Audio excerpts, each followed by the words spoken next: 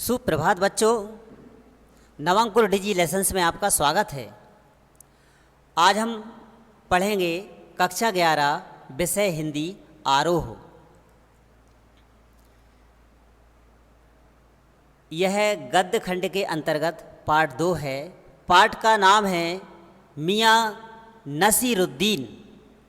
यह पाठ रेखा चित्र विधा में है।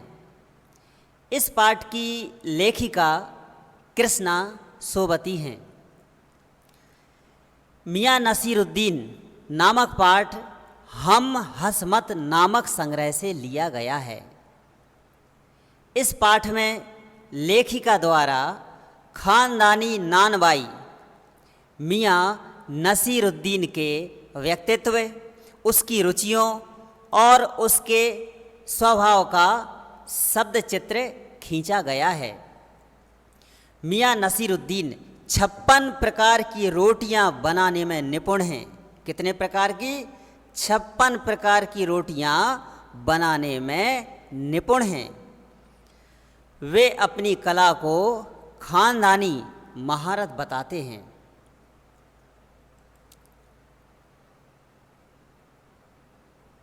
कृष्णा सोबती का जन्म 18 फरवरी सन 1925 को गुजरात में हुआ था और इनका निधन 25 जनवरी सन 2019 में हुआ।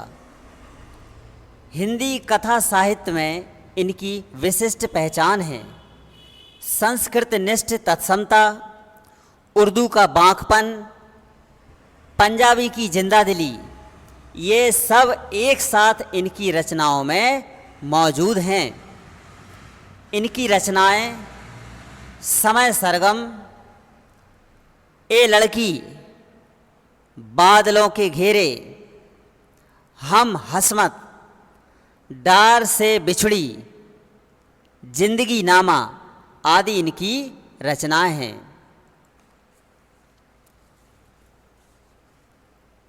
मियाँ नसीरुद्दीन नामक पाठ एक बड़ा ही सजीव और मनोरंजक रेखा चित्र है। बच्चों, आप इस चित्र में देख रहे हैं छोटी सी दुकान है। इस चित्र में आप क्या देख रहे हैं? छोटी सी दुकान है।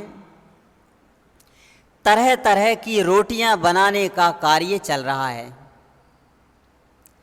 नानबाई मियाँ नसीरुद्दीन खड़े हुए हैं। आटा गूंथा जा रहा है और इसी दुकान पर लेखिका खड़ी हुई हैं। ये लेखिका खड़ी हुई हैं। लेखिका रोटी बनाने की कला से संबंधित जानकारी प्राप्त करने के लिए प्रश्न करती हैं। मियाँ नसीरुद्दीन अनोखे अंदाज में अपनी कला का बखान करते हुए उत्तर देते हैं और इसी तरह दुकान पर ही वार्तालाप करते हुए पाठ समाप्त हो जाता है।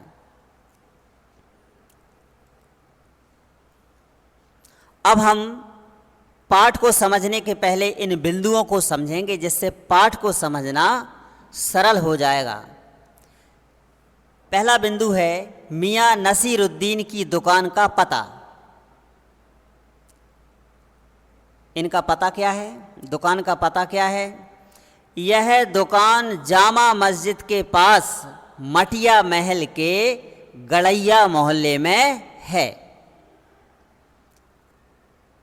अगला बिंदु है नानबाई। इसे समझते हैं कि नानबाई किसे कहा जाता है, इसका अर्थ क्या है? नानबाई का अर्थ है जो तरह तरह की रोटियां बनाने एवं बेचने का कार्य करने वाला, या जो अनेक प्रकार की रोटियां बनाने की कला में निपुण हो, पारंगत हो, उसे नानबाई कहा जाता है। अगला बिंदु है नानबाइयों का मसीहा। मियाँ नसीरुद्दीन को नानबाइयों का मसीहा कहा है। इसे समझते हैं कि क्यों कहा गया है। मियाँ नसीरुद्दीन को नानबाइयों का मसीहा इसलिए कहा गया है कि वह तरह तरह की रोटियां बनाने की कला में निपुण हैं, उसमें पारंगत हैं, और वहाँ जितने भी नानवाई हैं उनमें सर्वश्रेष्ठ नानवाई मियाँ नसीरुद्दीन हैं, क्योंकि यह 56 प्रकार की रोटियां बनाने की कला में निपुण एवं सर्वश्रेष्ठ तथा कुशल कारीगर हैं। यह दूसरे नानबाइयों के लिए भगवान हैं, इसलिए इन्हें नानबाइयों का मसीहा कहा गया है। अब अगला बिंदु है खानदानी नानबाई। अब ये खानदानी नानबाई क्या होता है? खानदानी नानबाई पारिवारिक धंधा व्यवसाय मियाँ नसीरुद्दीन के पिता और उनके दादा भी प्रसिद्ध नानबाई थे। रोटी बनाने व बेचने का कार्य उनके खानदान में पहले से ही होता चला आ रहा था। उसी को मियाँ नसीरुद्दीन करने लगते हैं, इसीलिए इन्हें खानदानी नानबाई कहा गया है। अगला बिंदु है राजनीति, साहित्य और कला के हजारों हजार मसीहों के धूम धड़क्के। इसको समझते हैं, इसका क्या अर्थ है? दिल्ली में राजनीति, साहित्य और कला, इन तीनों क्षेत्रों के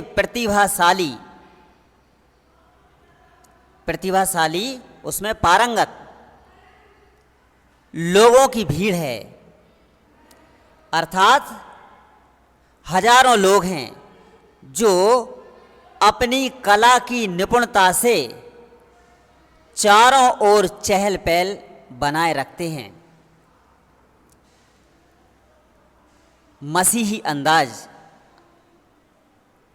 अंदाज एक अनोखा अंदाज, ढंग।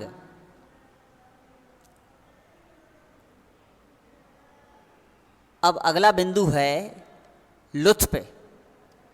इसका अर्थ होता है आनंद या मजा। अगला बिंदु है पंच हजारी अंदाज। पंच हजारी अंदाज क्या है? बड़े सेनापतियों जैसा अंदाज। इसका अर्थ क्या है? बड़े सेनापतियों जैसा अंदाज। मुगलों के समय में 5000 की सेना के अधिकारी को पंच हजारी कहते थे। उसके चाल ढाल और बोलचाल में अकड़ होती थी। ये पंच हजारी अंदाज है। अगला है मौसमों की मार से पका चेहरा। इसका अर्थ है हर परिस्थिति से संघर्ष करता हुआ अनुभवी व्यक्ति का चेहरा। अगला बिंदु है आँखों में काइयाँ भोलापन। इसका अर्थ है चालाक प्रवृत्ति वाला और साथ में चेहरे पर भोलापन भी। अंतिम बिंदु है पेशानी पर मजे हुए कारीगर के तेवर। इसमें पेशानी का अर्थ होता है माथा। तो माथे पर कुशल कारीगिरी मतलब कला के भाव। अब हम पाठ की ओर चलते हैं। उसका संक्षिप्त विवरण हम आपके सामने प्रस्तुत करने जा रहे हैं। साहब वो उस दिन अपन मटिया महल की तरफ से न गुजर जाते तो राजनीति, साहित्य और कला के हजारों हजार मसीहों के धूम धड़क्के में नानबाइयों के मसीहा मियाँ नसीरुद्दीन को कैसे तो पहचानते और कैसे उठाते लुत्फ उनके मसीही अंदाज का। लेखिका कहती हैं कि यदि हम उस दिन मटिया महल की ओर से ना निकले होते या ना निकलते तो राजनीति, साहित्य और कला, इन तीनों क्षेत्रों के जो विद्वान हैं, उनकी हजारों की भीड़ में नानवाइयों के मसीहा मियाँ नसीरुद्दीन से हमारा परिचय ना होता और ना हम उनके अनोखे अंदाज का आनंद प्राप्त कर पाते।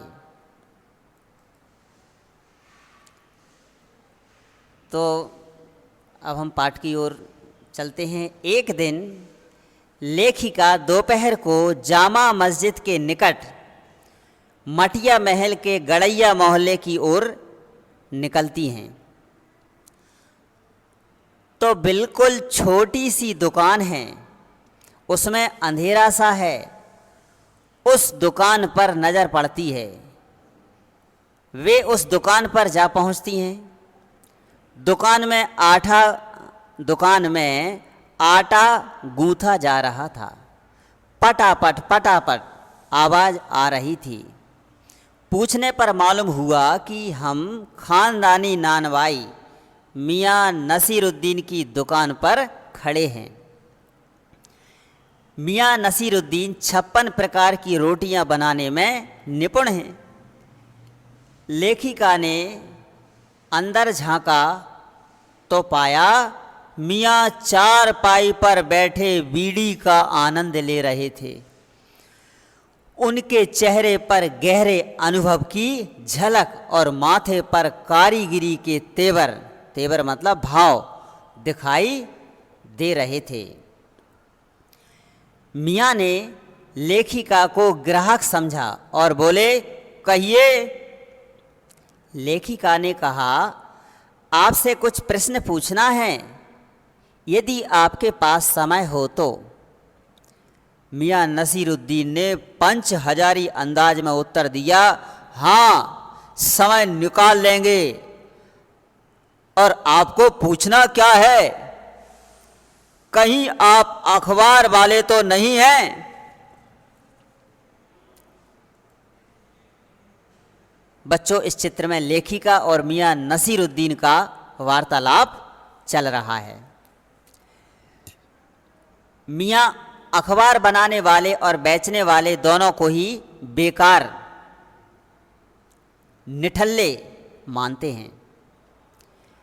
लेखिका ने पूछा, आपने तरह तरह की रोटियां बनाने की शिक्षा कहाँ से प्राप्त की है? मियाँ नसीरुद्दीन ने लेखिका की ओर देखा और फिर नाराज होते हुए तेज आवाज में बोले, नानवाई शिक्षा लेने कहीं और जाएगा क्या? क्या नगीना जड़ने वाले के पास? क्या दर्पण बनाने वाले के पास? क्या मीना बनाने वाले के पास? या दर्जी या रंगरेज के पास सीखने जाएगा? यह तो हमारा परंपरागत धंधा है। जो कुछ भी सीखा है हमने हमारे पिता से ही सीखा है, वही हमारे उस्ताद गुरु हैं।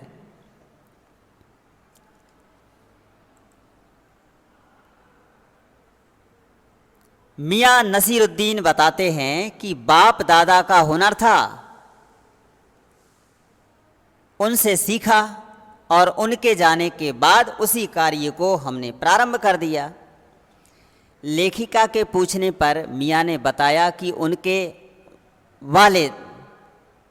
वालिद मतलब पिता मियाँ बरकत शाही गड़ैया वाले नानवाई के नाम से प्रसिद्ध थे और दादा साहब मियाँ कल्लन भी श्रेष्ठ नानवाई थे। लेखिका पूछती है कि आपको उनके द्वारा दी गई शिक्षा याद है? मतलब उन्होंने जो आपको सिखाया उनमें से कोई शिक्षा आपको याद है? मियाँ बताते हैं कि जब बच्चा पढ़ने बैठता है तो गुरु उसे अलिफ से आगे बढ़ाता है। कच्ची पक्की पार करता हुआ बच्चा ऊंची कक्षा में पहुंच जाता है।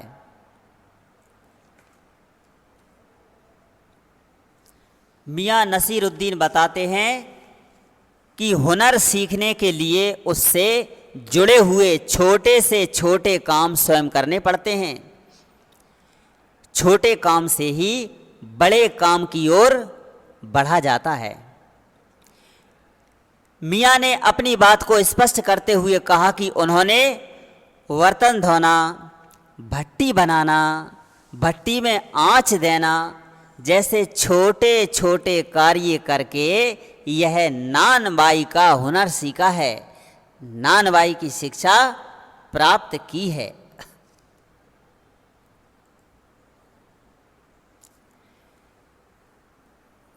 अब लेखिका ने पूछा कि यहाँ और भी नानबाई हैं। लेखिका ने क्या पूछा, क्या यहाँ और भी नानबाई हैं? उत्तर मिला, बहुत हैं पर खानदानी नहीं हैं। इसके बाद मियाँ अपने बुजुर्गों की प्रशंसा बड़े घुमा फिरा कर करते हैं कि हमारे बुजुर्गों के द्वारा बनाई गई ऐसी चीज़ जो ना आग से पके और ना पानी से, उसे बादशाह ने खाया और बहुत प्रशंसा की। लेखिका ने फिर पूछा, वह पकवान मतलब चीज़ कौन सी थी? मियाँ उसे कहावत बताते हैं और पुनः हुनर की प्रशंसा करने लगते हैं।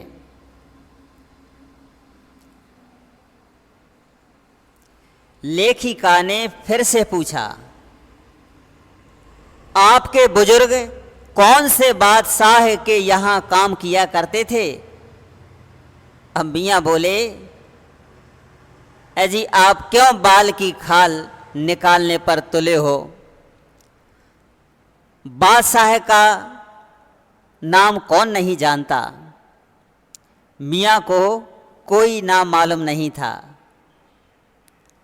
इसलिए बोले, आपको कौन बादशाह के नाम चिट्ठी लिखकर भेजना है?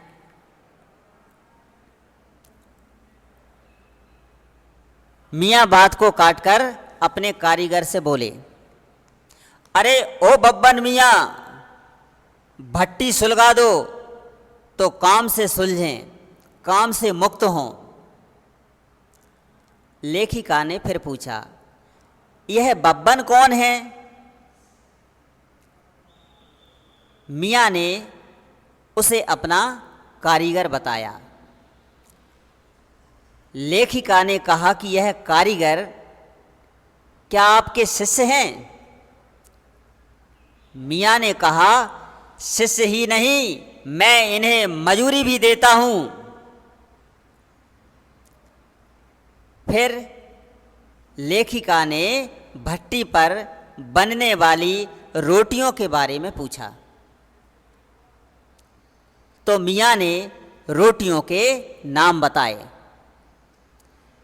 बाकरखानी, शीरमाल, ताफ्तान, बेसनी, खमीरी, रूमाली, गाव, दीदा, गाजेबान एवं तुनकी, यह सब रोटियों के नाम हैं।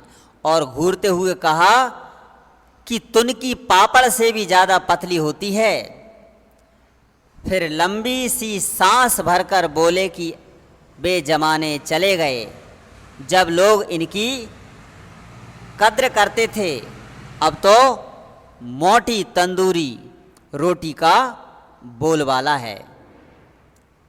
निकाली तंदूरी से निगली और हजम। तो बच्चों, इस तरह हमारा पाठ समाप्त होता है। धन्यवाद।